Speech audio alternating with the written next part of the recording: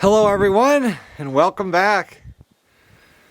The weather is now starting to get colder, so I started up the wood boiler this morning. After I adjusted the door, I still think that I don't think I can adjust the door anymore, so I'm thinking that I'm going to need a new gasket on the door. We'll watch it over the next couple of weeks. Starting it up 20 days later than usual. It's just been a warm fall. Oh, it's been about 15 minutes and that door leakage seems to have calmed down a little bit right over here. I don't know that I can tighten this up anymore though, because you can barely get the door shut, but after it heats up here and works for a while, I'll try it again. It always leaks a little bit out of there. Until it gets really going. Look at the creosote drip. Oh, I guess that's moisture. Right now there'll be moisture coming out because everything has to dry out. On the left is the water temperature, and on the right is the temperature where it'll shut off the fire. And I think I have it set right now at a 5-degree differential. So then when it drops to 175 or 174, it'll kick on again. And when it gets cold out, then I switch the differential to 10 degrees. So it'll be 180 and 170. Kick on at 169.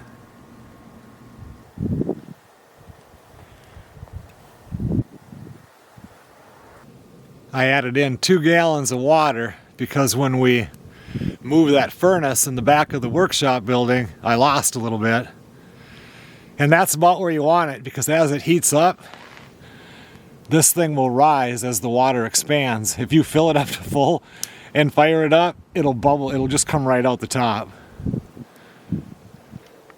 Right now, the furnace in the house is going, you can hear it.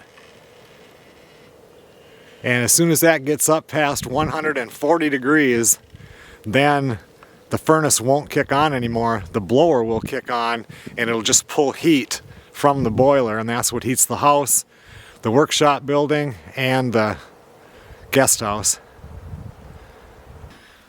In the guest house here, not yesterday but the day before, we blew insulation into the attic. So now it's got more than R44 up there. So, and you can see it made a mess. I got to clean it up. But that's really going to help for heating in here this winter, because I want to get this a lot farther along, get these walls finished and painted, start the trim, stuff like that. Yeah, it'll be a good winter project. But I just killed me last year heating it, because I can easily heat it up to, whatever you want in here. But I know that so much heat was being lost because it wasn't insulated up there. So you're just burning wood that doesn't need to be burnt. And now these should be starting to get warm a little bit, and they'll get so hot that you can hardly touch them at 100 when it's 180 degrees running through there. I'll get this thing going this afternoon. Looks like my thermostat needs batteries. I want to get the wall thermostat hooked up this year. The other one, you plug the furnace into this little unit, and then that unit plugs into your AC outlet, and then that little handheld thing is how I adjust the heat. But I just want it to be regular, so that I set it here and it comes on at 68. The only thing is I don't know how to do that because we don't run any fuel through that furnace, so it just ends up being an air handler. And I'm not smart enough yet to know what wiring to do so that it doesn't keep trying to kick the fuel on to start the fire, because then there's no fuel and then it just shuts everything down. So as soon as I figure out what wires are needed, people tried to explain it to me in a video before, maybe they'll try to explain it to me again here. And I can get just a regular wall thermostat, set it at 68 or whatever, and it'll come on and off automatically without having to worry about that little one. In here, I've just been running the all-nighter wood stove because we milk the cow in the back part here at night, and it's nice to be warm in here when that happens. And it heats the whole thing just fine. But you're using split wood, and with the boiler, I don't need that. It's nice to run it when it's super, super cold, because it gives you a more even heat, because the air handler and everything is on the other side of the building, and then this will heat over here and everything circulates really nice. But it works good, but that boiler is just way less work. About an hour from now, the boiler will be heated up to temp, and then I'll turn this thing on. And back here, this is where I milk the cow and stuff and everything. We've got this furnace, and this is the furnace that I moved over. It was against that wall, but I moved it over. I wanted more space right there. And then I can fire this up too, but usually, like if I have the doors open, I don't need it. And then that's 2 days ago when we did blew the ceiling in the other building, I blew 10 inches above this building also. So that's really going to help because all it had up there was 2-inch foam.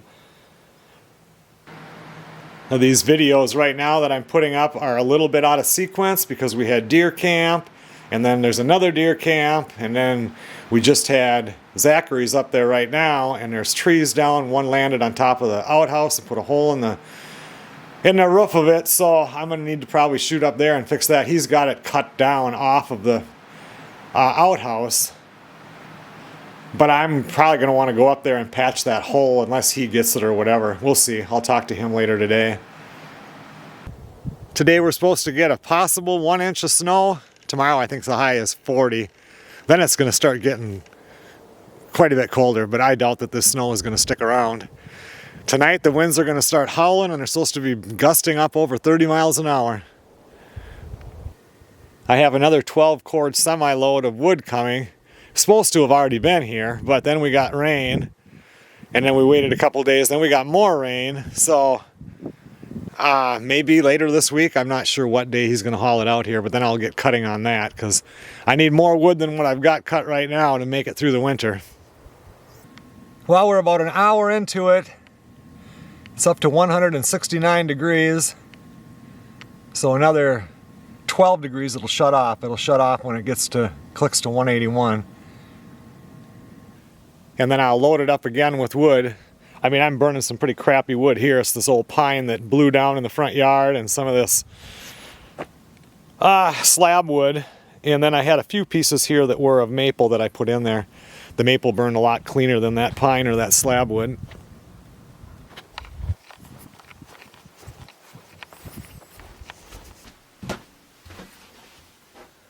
Come out here, I have this. This is one of those same things that run the air handlers out there, but I use it out here with the electric furnace, or my little electric heater, before I fired up the propane furnace. But the propane furnace must be out of propane because I have it set on 45 and it's 39 in here. I need to switch the tank on here.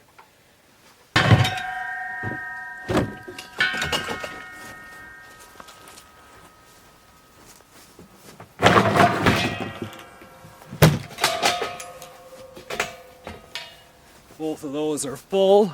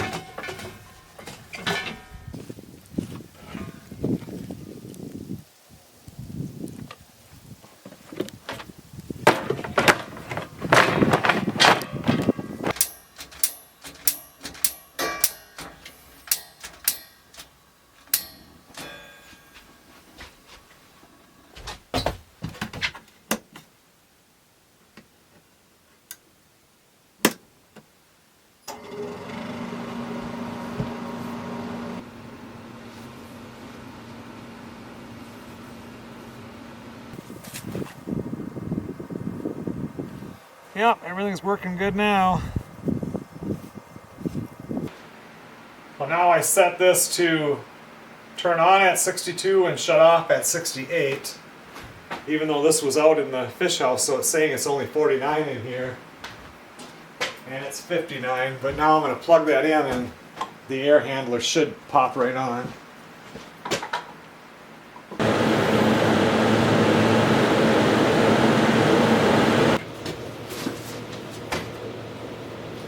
I think I'm going to turn this one on also.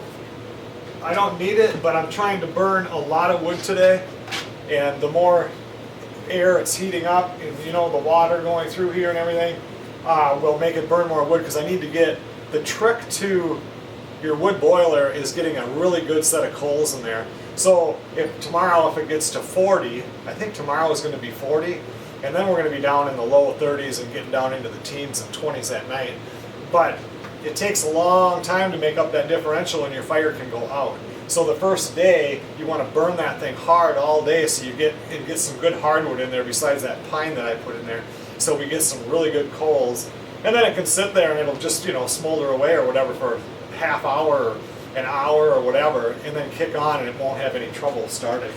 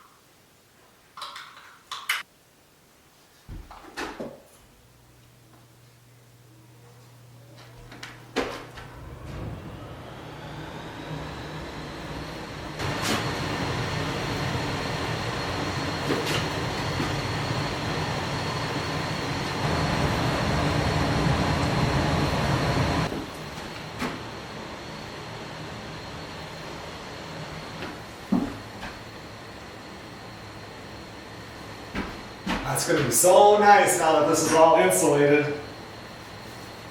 I don't feel like I'm burning wood and it's just coming in here and going out there.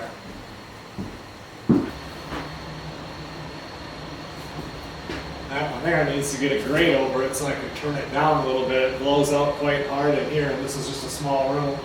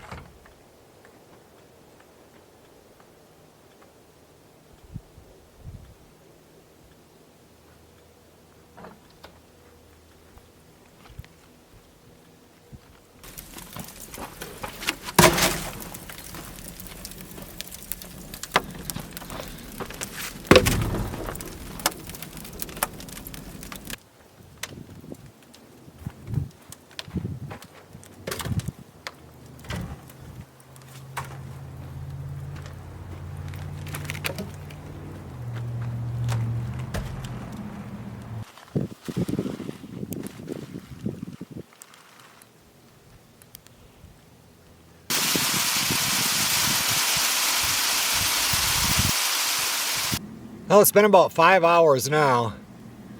She's been through a couple of cycles. Seems to be working real well. I only have that the differential at 5, so it doesn't take a whole lot of time, especially when we're working it so hard right now. All the furnace is on, and it has to heat like the guest house up to temp. Should get me a good bed of coals.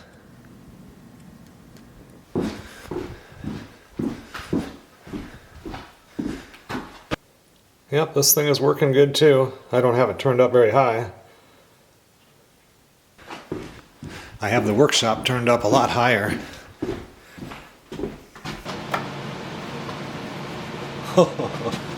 It's really warm in here. 72 degrees it says. What did I have it set on?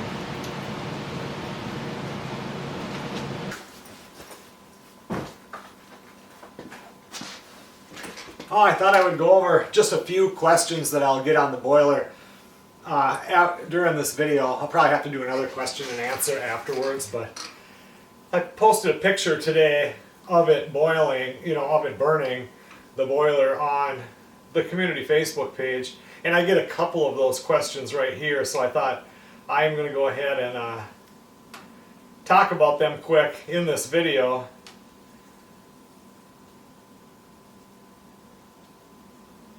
do you have enough wood cut up for winter? And I think I already kind of covered that. I don't. What you see cut out there on a normal year, that's half of what I need. So this year we started at 20 days later, plus I blew insulation here and in the guest house, but you know, I shut the guest house down to almost nothing when we're not out there, like keep it at like 38 or 40. And in here also, we need to keep this warmer this year up and, well, at least up till last year I kept the back part above freezing, up around 40. And I did do some stuff out here, but now we've been milking the cow, but only for a few more weeks, and then we dry her off and she won't have to come in. So it'll be interesting to see how that works, but on a normal year, that's half of what I need. That's 12 loggers cord cut up and stacked, and I usually go through 24 cords. And there's the second question, which is the same thing. Joe, any chance you can tell us why you put the wood for the boiler under the awnings of the woodshed in an upcoming episode? Just curious how you're using the inside of the shed. I actually wanted to do the outside, the lean-to areas first to see how much wood I can fit underneath there. Because if I wouldn't have, I think I could probably fit 24 cords of wood underneath the two sides if I didn't have the little calf pen, which you guys, right now these videos, because of Deer Camp 2, there was big storm damage there last night, so I'm going up in the morning to deal with that. And so, and I have another video from right after I got back from the first time up deer hunting, and then I went up the second time just for a night, and then, or was it 2 nights, whatever it was, and then I came back and there's a little bit. So you're going to get that video after this video. So like when I talked about spraying the ceiling, I'll talk about it more in that other video, but just bear with me. This is like the only time of the year that my videos get out of sequence. I try to get them up within like 3 days of when I stopped filming so that everything is current, and now things are going to be a mess for a little bit, but there's just nothing I can do about it. Anyway, I thought that I could fit, if I could have fit 24 cord before I built the calf pen and then decided to tuck a bale underneath there for this winter, I could have used the woodshed for something else. And maybe in the future that will be an option, but for right now I'll finish filling out the one side on the left side of the woodshed, and then I'll start stacking wood inside the actual woodshed. I would love it if that woodshed could just be storage, because next year I'm going to change the roof on it so it looks cute, it doesn't look so ugly as it does right now. And that would be a nice little area to put like gardening tools or anything like that, but for right now I will be stacking wood in there, just not that far along. A guy named Mark said they fired up their wood boiler about an hour ago, and he just messaged me or put this on here about 41 minutes ago. So lots of people firing up their wood boiler because now it's finally starting to get cold, light snow coming down.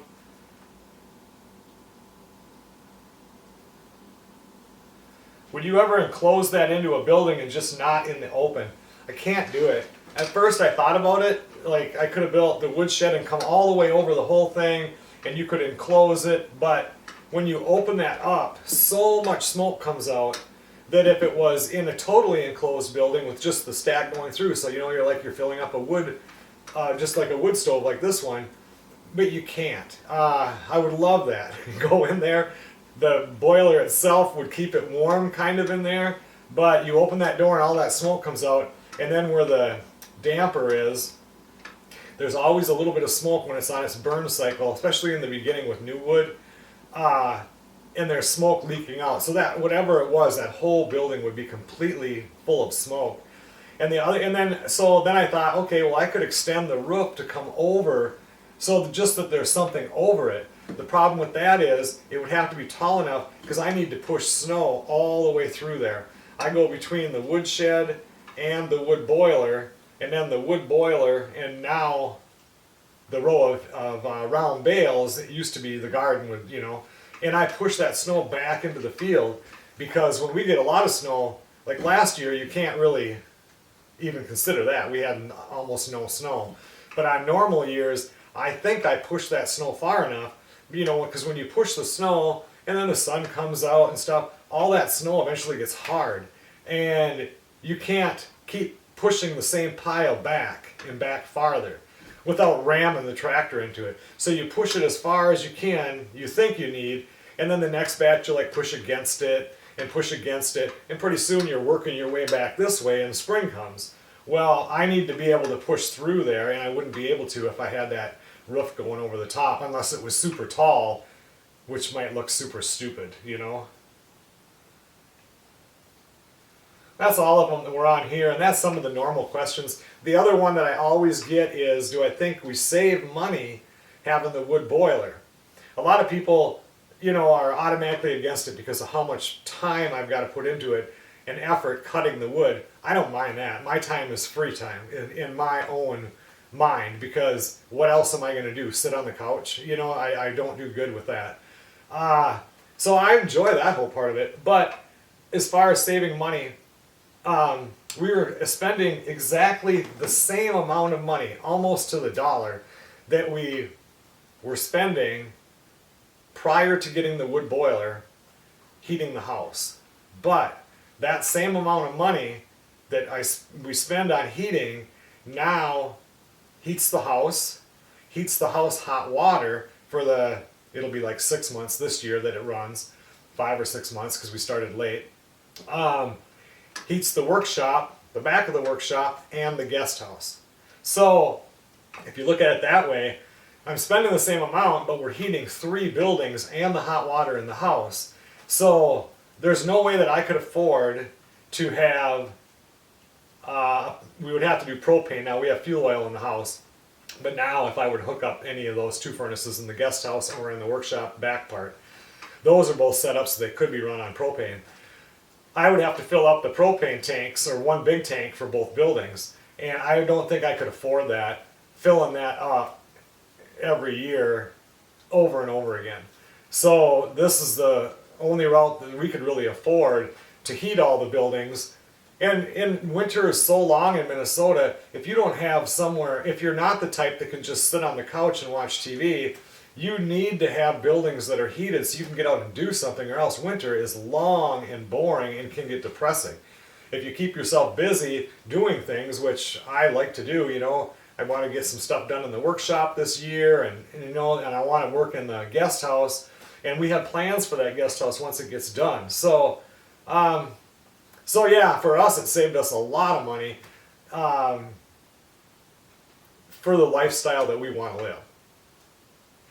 So I have a few more questions that come up. The ashes, about, you have to pull that ash pan out. I think you saw me do it in this video. Once or twice a week. That's it. So, and it's always, what do I do with them? You should put them on the garden. In the wintertime, we just take them out, and right behind the boiler, I clunk them onto the ground so there's a pile. And then in the spring, I can come and scoop them with the tractor. And then when we clean out the ashes, because remember, you're constantly taking those ashes out, so usually inside you don't get a lot of ashes. Last year, I had my surgery, and Brandon and Melissa then did the boiler, and that was for a couple of months. And mainly Brandon did it, her son. And I didn't go out and check anything. He did everything right, you know, loaded it up twice a day. But it seemed like it was burning dirty, but I'm just looking at it through the window. I never went and pulled the back panel off or anything. It's like, well, it's working, the house is warm, everything's fine.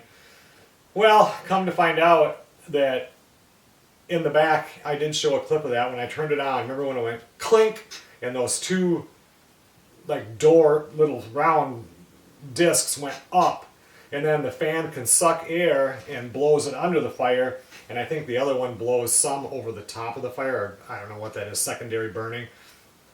Anyway, and this does happen with these things, but I never checked it. You hear about it happening to other people's, but it's not going to happen to yours. There's a cotter pin that holds that disc. Well, that cotter pin broke, and that disc just fell down. So I had, say, I don't know if it's a 4-inch hole, and it was like a less than a quarter moon was open. So I don't know if that cotter pin broke the day I had surgery, or a month later, or 6 weeks later. Anyway, basically that fire just smoldered, and I had a ton of creosote buildup that I had to chip out of there this year, and that really, really sucked. So if I would have watched that a little bit better, it would have been a lot less work. But getting back to the ashes, because of that, the ash box was quite full. It was like this much ashes, and they all got scooped out this spring, put it in the tractor bucket, and then I go dump it on the compost pile. Versus just, instead of just putting it directly on the garden, I put it in the compost pile, it gets mixed in, and then it'll make it on the garden, just mixed in like that. So I do that with what we clean out of it and the stuff that I scoop out in the spring after I've got a pile going there. Who fills the boiler when I'm gone? Well, if I'm gone, just me, Melissa can do it, or Brandon does it. And if Melissa and I both go, like we're going back up to, we go ice fishing with the Fish House Camper, or this year in February, again, we're going to go up to Border View Lodge on Lake of the Woods, and we're going to do another 3-night, 3-day type fishing thing, or 3-night, 2-day, whatever it is. And then he'll do the boiler at that time for us. Water or antifreeze in there. It has water in it. I think it's about 300 gallons. And antifreeze, it has to be a certain kind of antifreeze. It's not the kind you like put in your car.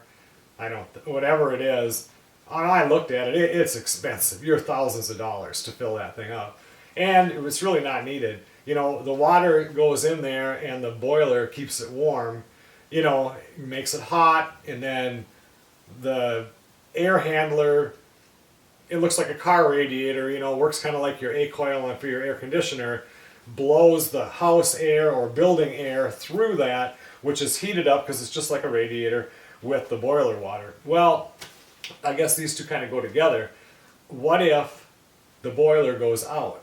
What happens then? You have water that's still circulating, the boiler's not going. Eventually that water would freeze, crack your lines, and make a huge mess. I mean, I've got a 120-foot run from the boiler to this building underground. It's only underground about 2 feet. 107-foot running to the guest house, and about 90 feet, between 90 and 100 feet going from the boiler to the main house.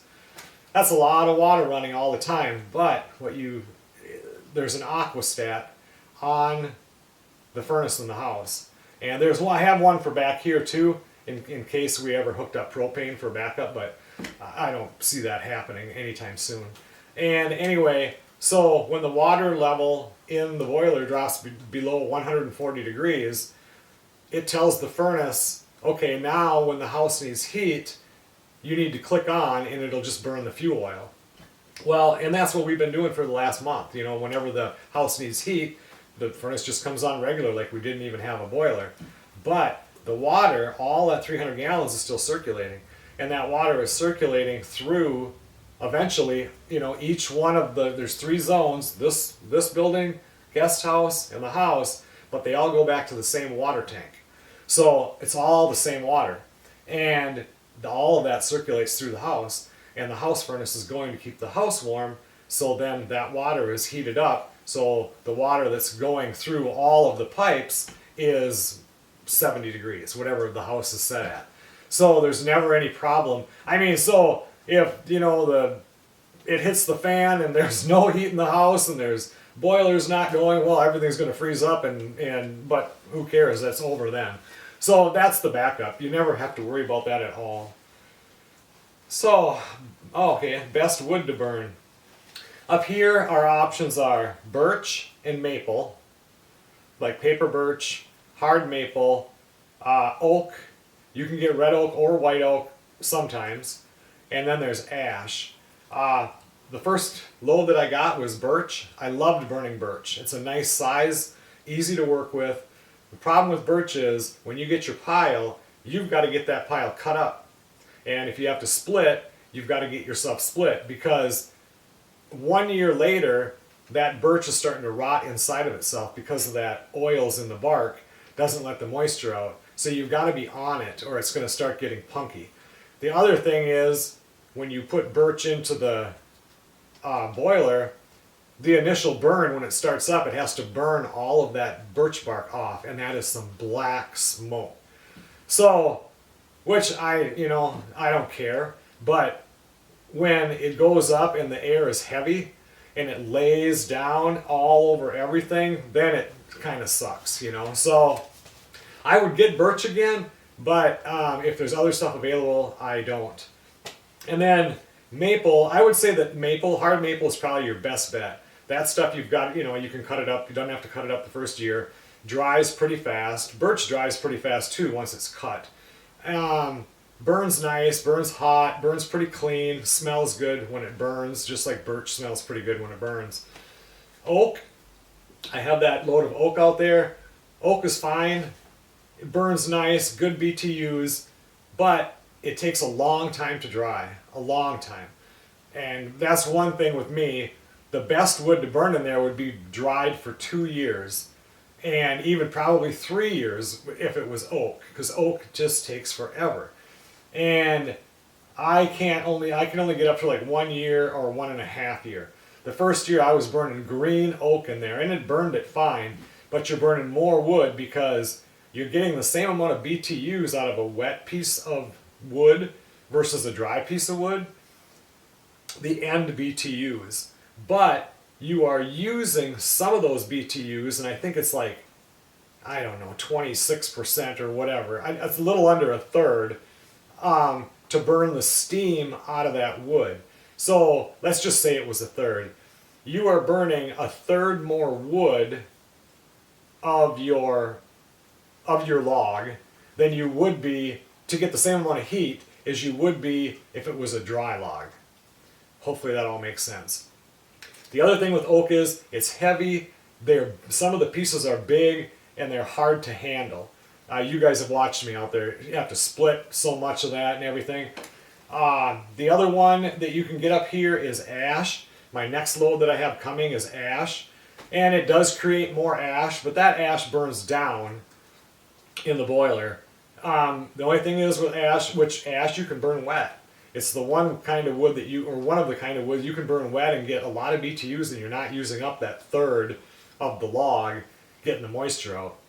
This stuff is dried 1 year that I'm getting, but it stinks. It doesn't smell good like oak or birch or maple. Probably smells the best out of this whole thing here.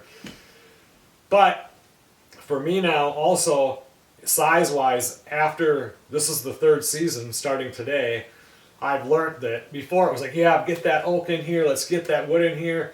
And then it's like, man, this sucks, these big pieces. So now, like with the ash, I asked him, I said, what's the size of the log? I prefer 8 to 10 inch, nothing under 12. And he said he doesn't think that there's anything, nothing over 12. And he said that most of this stuff is 10 inches and under. That's really easy to deal with. You don't have to split much of it. You can cut the rounds, throw them in the bucket, go stack them up, and you're good to go. Somebody's trying to get a hold of me. My daughter Emily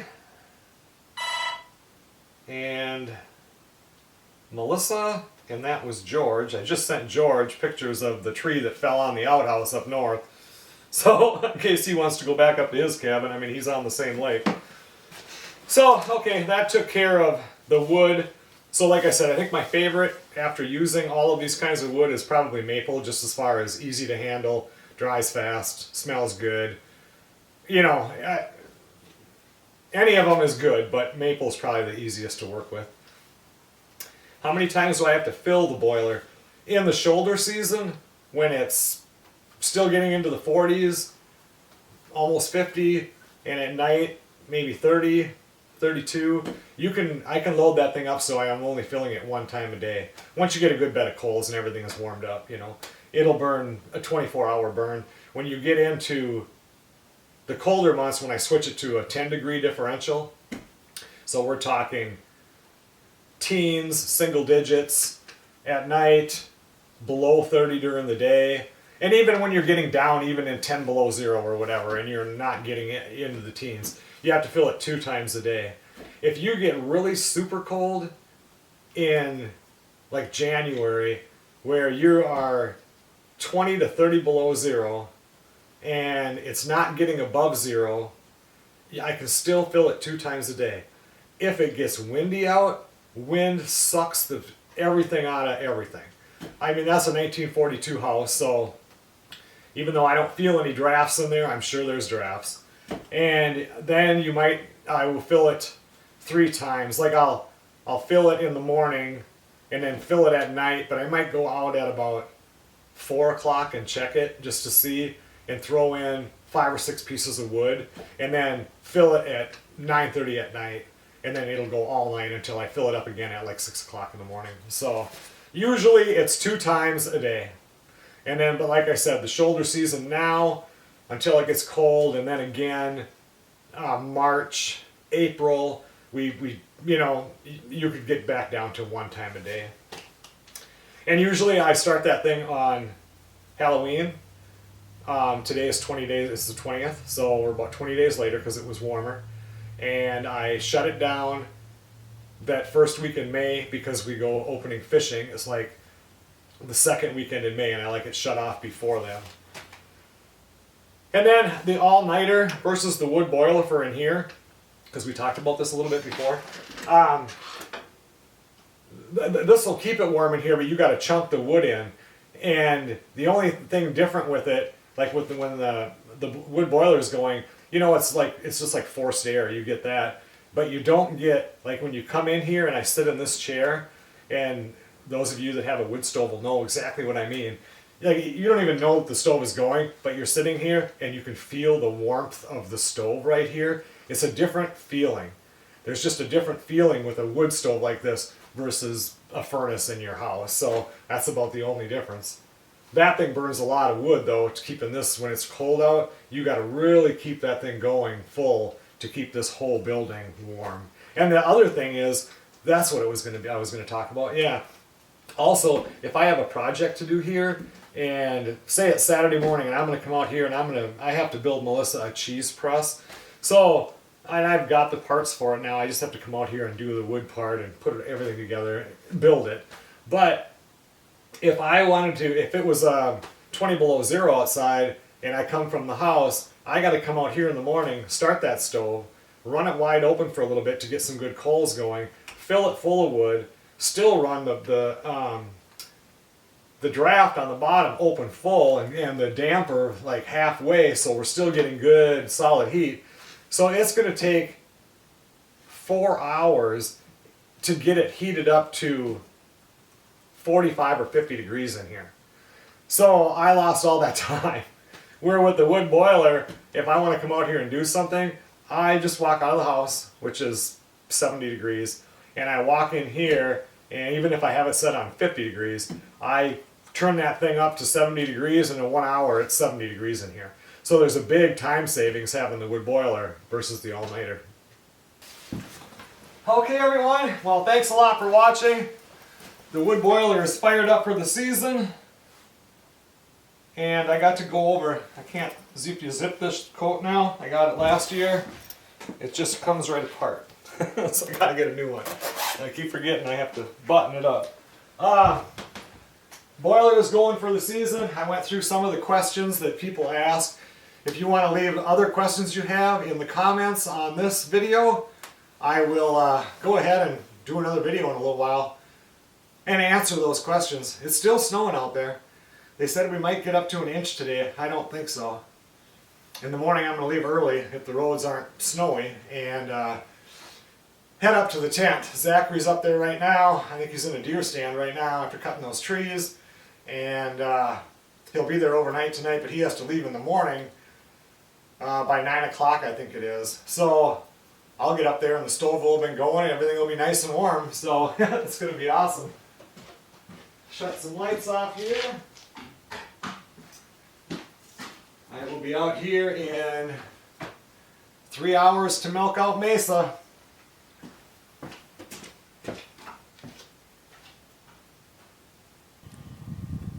I will see you guys on the next video. Another week and I'll have to put another bale in there.